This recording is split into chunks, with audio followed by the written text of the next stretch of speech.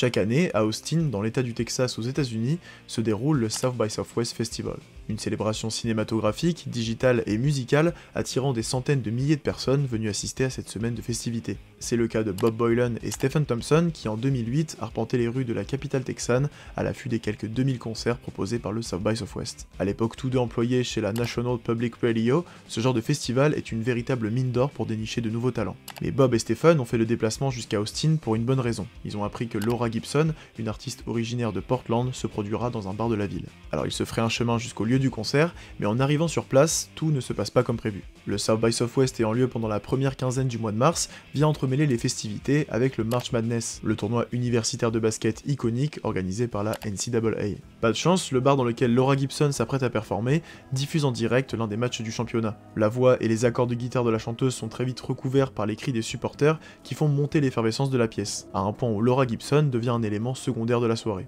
De leur côté, Bob et Stephen essayent tant bien que mal de suivre le concert, mais l'ambiance dans la pièce est telle qu'il est presque impossible d'entendre la chanteuse. Frustré par la situation, Stephen pose sa bière, se penche vers l'oreille de son collègue et s'apprête à sortir une phrase qui va à jamais changer la trajectoire de leur vie. En essayant de couvrir le brouhaha incessant de la foule, il dit à Bob sur le ton de la rigolade « Si Laura Gibson vient à Washington pour qu'on soit sûr de l'entendre, on devrait la faire chanter directement dans ton bureau. »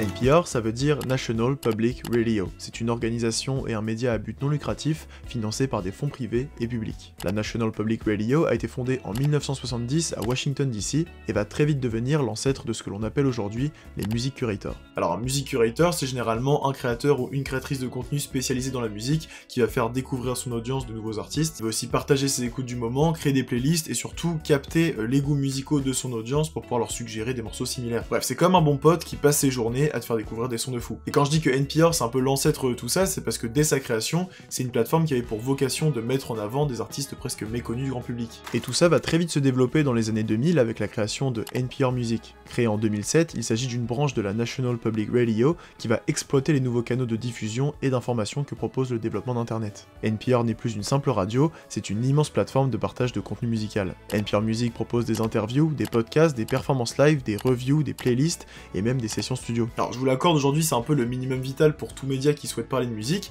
mais à l'époque on est en 2007 et c'est vraiment pas commun d'avoir tous ces services réunis sur une seule et même plateforme. Alors je vais généraliser, mais pour tout ce qui était diffusion de musique et de podcast, c'est la radio qui s'en occupait, pour toutes les performances live et les interviews, c'était plutôt la télé, et pour tout ce qui était articles, recommandations et même reviews, c'est quelque chose qui appartenait un peu plus à la presse écrite. Là avec NPR, tout est centralisé sur un seul et même site qui vient créer le juste milieu parfait entre médias traditionnels, à savoir télé, radio et presse écrite, et les nouveaux médias, à savoir les blogs et les réseaux sociaux. Le tout en étant une plateforme publique, et perso je trouve ça vraiment cool. En janvier 2000 est créé le programme All Songs Considered, probablement aujourd'hui l'un des formats les plus iconiques de la NPR. Il s'agit d'un talk show dirigé par un certain Bob Boilen, assisté en partie par Stephen Thompson. Ce talk show, c'est la prolongation de ce que la National Public Radio avait mis en place depuis sa création. La NPR ouvrira d'ailleurs en parallèle la chaîne All Songs 24/7 qui diffusera de la musique en continu, basée sur les archives du programme. All Songs Considered, c'est l'identité même de la plateforme qui a pour vocation de présenter la musique au-delà des médias traditionnels. C'est un format qui va connaître un tel succès qu'il va permettre à la NPR d'ouvrir des bureaux sur la côte ouest des États-Unis, leur permettant de développer leur capacité de production en s'implantant de part et d'autre du pays.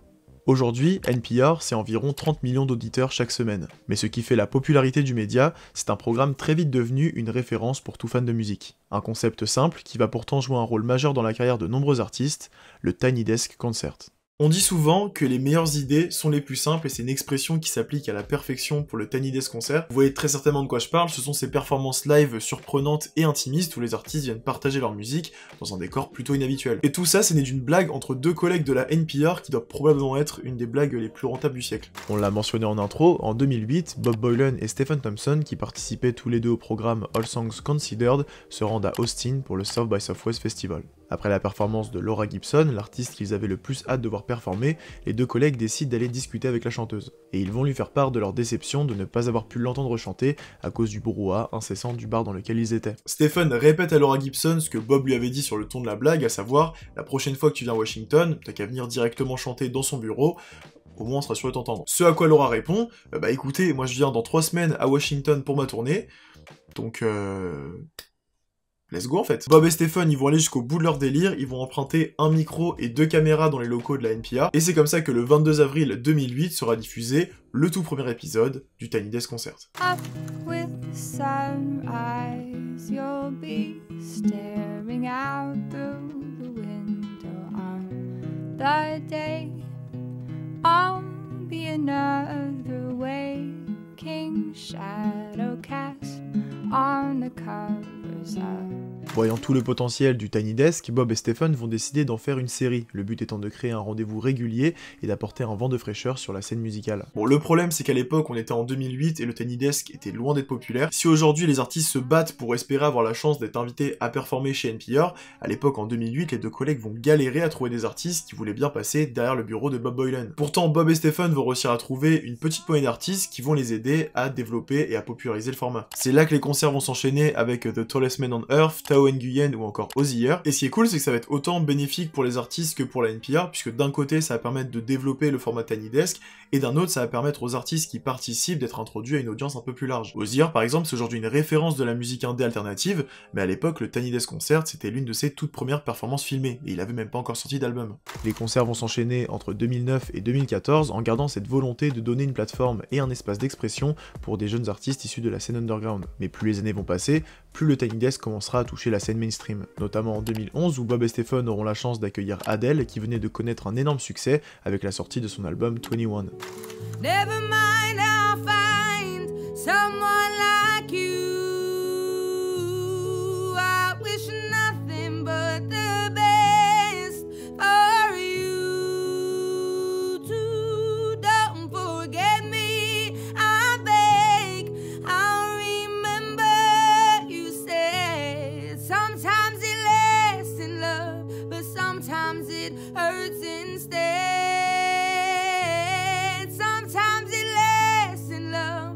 Sometimes it hurts instead, yeah.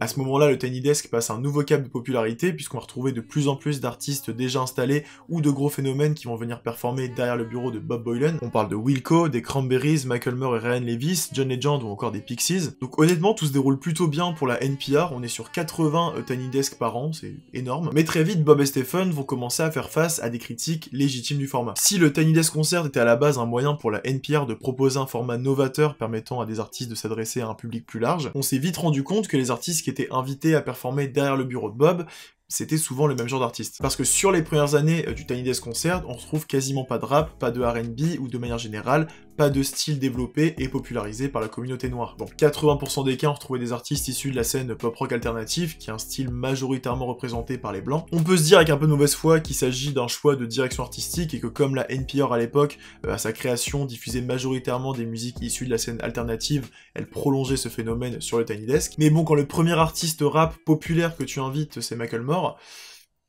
ça commence un petit peu à se voir. Bob et Stephen voient très bien le problème que ça pose, et même eux, en tant que fans de musique, se disent qu'il est peut-être temps d'ouvrir le Tiny Desk à un plus grand nombre d'artistes. Malgré lui, le Tiny Desk avait instauré sur sa propre plateforme une sorte d'élitisme et de dictature du bon goût, qui résultait d'un mépris de classe banalisé et ancré dans l'histoire de la musique. Les styles dits populaires étaient jugés comme pas assez consistants pour pouvoir fournir une performance acoustique à la hauteur de celle des artistes folk et rock. Et c'était là l'erreur de jugement principale de la NPR, puisque le futur nous prouvera que les meilleurs Tiny Desk étaient ceux d'artistes issus de ces genres musicaux autrefois méprisés. Alors, on ne saura jamais si des artistes rap ou R&B avaient été conviés avant de décliner l'invitation, mais en tout cas, il y en a un qui a fait le déplacement et qui a changé l'histoire de la série.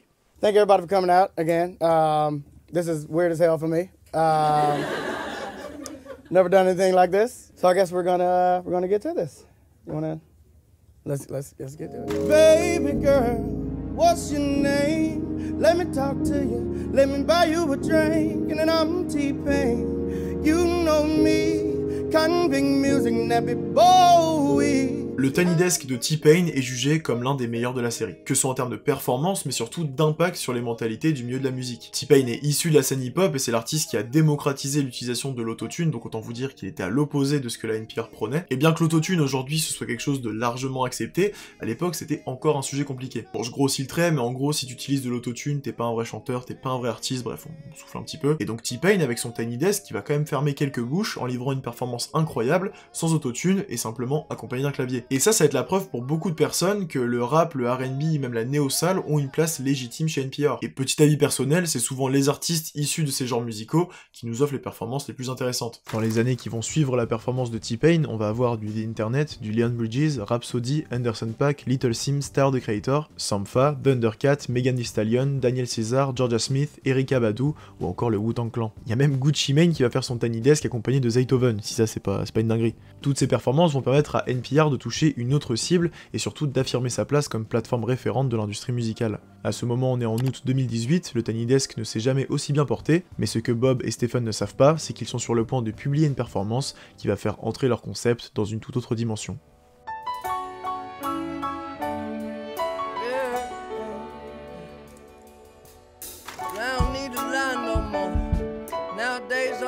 Shine, take a breath and ease my mind, yeah. She don't cry no more. She tell me that I get her high, cause an angel's supposed to fly. I ain't asking why no more. You know I take it if it's mine, I don't stay inside the lines. It ain't 2009 no more. Yeah, I know what's behind that door. Le 6 août 2018 sort le Tiny Desk Concert de Mac Miller, venu défendre son album Swimming sorti 3 jours plus tôt. Accompagné de son ami bassiste Thundercat, le natif de Pittsburgh va nous faire revisiter Small Worlds, What's the Use et 2009 pendant 17 minutes de show qui vont rester gravés dans la mémoire des fans du monde entier, au point d'être aujourd'hui le Tiny Desk classique le plus regardé de la série. Et si le Tiny Desk de Mac Miller a connu un tel succès, c'est parce qu'il s'agit de l'une des dernières performances filmées de l'artiste. Vous connaissez très certainement l'histoire, Mac Miller est décédé le 7 septembre 2018 des suites d'une overdose, et ce à peine un mois après la sortie de son album Swimming, dans lequel il annonçait à ses fans sortir petit à petit des ténèbres, et où il exprimait clairement sa volonté de profiter de la vie. Et c'est ce qu'on pouvait voir au travers de son Tiny Desk Concert, où on le voit heureux, sobre et pris d'un amour inconditionnel pour la musique. Music is a beautiful thing. It's a beautiful thing, baby. It's a beautiful thing. Let me tell you something about music. It's beautiful. Au-delà d'une performance live, le Tiny Desk Concert de Mac Miller est l'une des dernières traces vidéo d'un artiste ayant marqué toute une génération. Cumulant à ce jour plus de 110 millions de vues, cette vidéo, devenue référence de la scène musicale, est aujourd'hui une safe place pour tout fan ayant du mal à accepter la disparition tragique du rappeur. Une disparition qui a laissé un vide immense que ce Tiny Desk Concert essaye tant bien que mal de combler. Alors si le concept était déjà connu à l'époque, la sortie du Tiny Desk de Mac Miller a vraiment changé la donne. La vidéo s'est carrément appropriée la série. Genre si tu penses au Tiny Desk, il y a quand même 80% de chances pour que le premier qui te vienne à l'esprit, ce soit celui de Mac Miller. C'est pas pour rien que c'est la seule performance qui a été pressée en vinyle. D'ailleurs, si jamais vous voulez vous le procurer, sachez qu'il est disponible à la Fnac et que si vous passez par le lien qui est en description, vous pouvez en même temps soutenir la chaîne, donc voilà. Bon du coup on entre en plein âge d'or du Tiny Desk, devenu plus populaire que jamais, et enchaînant les concerts mémorables. Que ce soit Blood Orange, Toro et moi, Lizzo, Taylor Swift, Ty Dolla $ign, Harry Lennox, Freddie Gibbs et Madlib, Weyes Blood, Boy Genius, Snow Allegra, Sting et Shaggy, Coldplay ou encore Harry Styles. Quand soudainement la NPR va devoir faire face à un nouveau problème, et pas des moindres, la crise du Covid-19. Le monde entier est confiné, donc c'est un peu galère d'organiser des concerts dans un bureau, mais ce n'est pas quelque chose qui va freiner la National Public Radio, au contraire, puisqu'ils vont décider de donner naissance au Tiny Desk Home Concert. Un nouveau format qui permet aux artistes de faire leurs performances depuis chez eux. Et en vrai, c'est limite si ça arrange pas tout le monde. Plus besoin de ramener les artistes à Washington, chacun peut faire un Tiny Desk à la maison,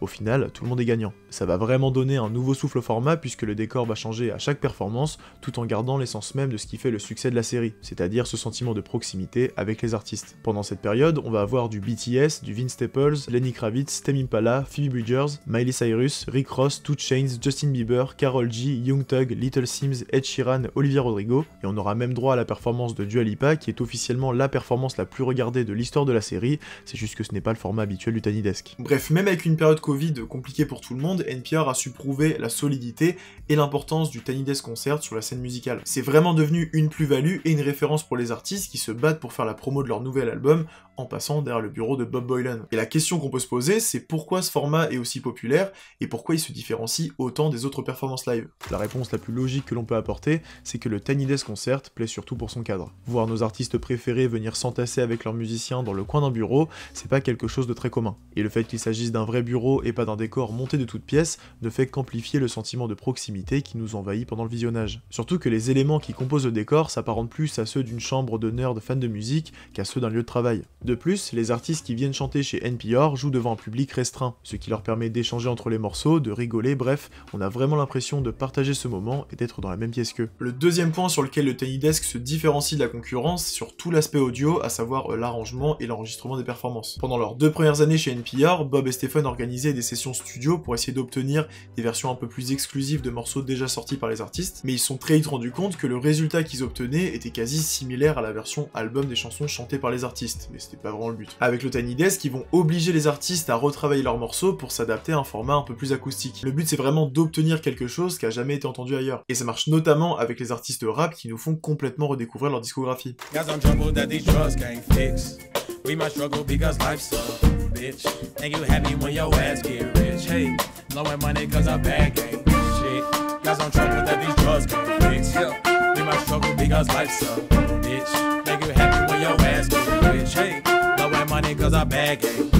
Mais ça évidemment ça fait pas tout parce que des performances live acoustiques il en existe des milliers, pourtant aucune ne sonne comme le Tiny Desk. Et ça on le doit à de nombreux ingé-sons qui se sont creusés la tête pour trouver quels micros et quels amplis étaient les plus adaptés pour enregistrer une performance dans un lieu si spécial. Les instruments sont isolés et leur puissance est réglée individuellement, le tout en prenant en compte l'acoustique du lieu qui absorbe énormément le bruit. Que ce soit les étagères remplies d'objets, la proximité entre chaque musicien ou le public qui assiste au concert, tous ces éléments participent à étouffer d'une certaine manière le son qui est produit pendant la performance, créant cette ambiance très cocooning typique du format. Le Tiny Desk a une disposition et un environnement unique qu'il est impossible de recréer sur un plateau télé ou sur la scène d'une salle de spectacle. C'est tellement unique qu'il existe des vidéos explicatives sur comment avoir le même son qu'au Tiny Desk Concert. Et ça, en 2008, Bob Boilen et Stephen Thompson étaient encore très loin de l'imaginer. Aujourd'hui, on compte pas moins de 1000 Tiny Desk enregistrés, et si je vous ai mentionné les plus connus de la série, NPR n'a pas perdu de vue son but d'origine, celui de mettre en avant des petits artistes via leur plateforme. Au-delà d'une simple performance live, le Tiny Desk est devenu avec le temps un véritable rendez-vous, un moment convivial et musical passé auprès de nos artistes préférés.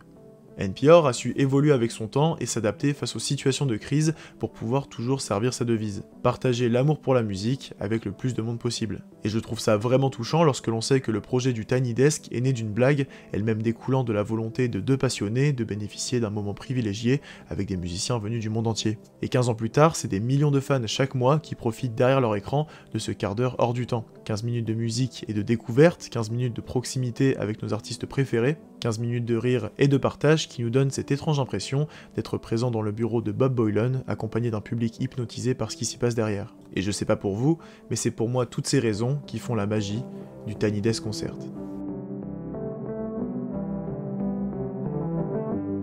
Merci d'avoir regardé cette vidéo, j'espère qu'elle vous a plu. Je voulais faire un truc un peu plus tranquille que d'habitude, mais je me suis rendu compte qu'il y avait plein de choses à dire sur ce sujet. N'hésitez pas à partager la vidéo autour de vous, c'est ce qui permet à la chaîne de gagner en visibilité. Dites-moi en commentaire quelles sont vos performances préférées du Tiny Desk, et comme je savais pas comment terminer cette vidéo, j'ai décidé de vous partager les miennes, en tout cas une petite poignée d'entre elles. Prenez soin de vous, soyez curieux, écoutez de la musique, et je vous dis à la prochaine.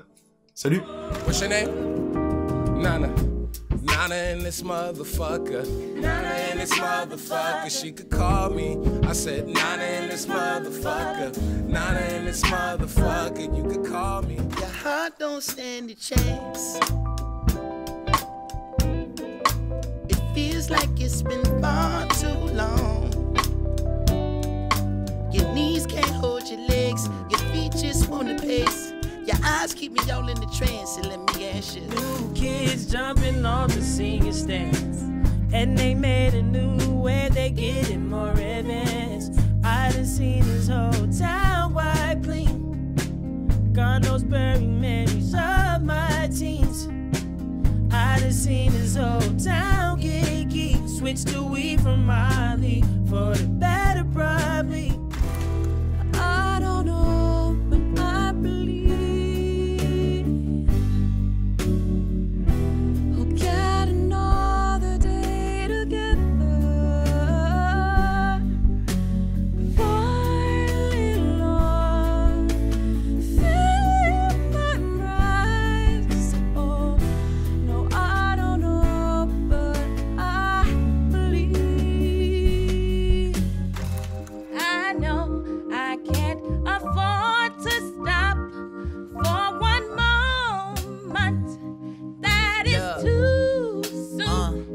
Yeah, okay. Push the fucking pack off of the porch or break a pound down. Get the scrap if it happen to blow, it makes a round sounds. Pussycat on my lap, push it back and go to putting rap on my back and I'm black and snatching. Me maten si no pueden entrar, me muera no les puedo fallar. Yo sin esta gente pa' qué cojones quiero pasar. Me maten si no pueden entrar, me muera no les puedo fallar. Yo sin esta gente pa' qué cojones quiero pasar. You can love it, you can leave it. They're singing nothing without it. Yeah, don't let them keep you down. What if I don't need it? There's something about it, and that just freaks me out. Yeah. I can't believe it's so late. I can't believe it's so late. Say what? How you go from 0 to 100? That's right. And leave the dust behind. You got this, all that shit, no Shake it. We never taking no breaks. I shake it right in your face. Now watch how I shake up the place. Double up. Yeah.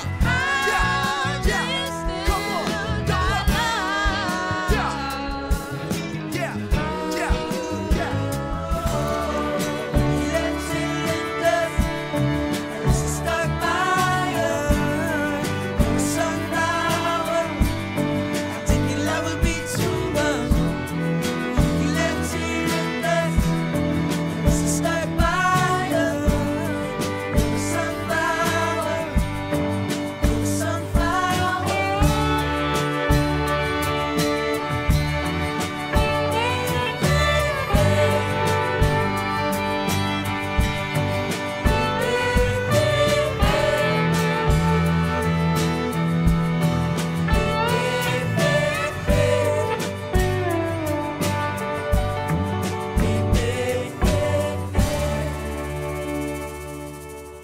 Let's go.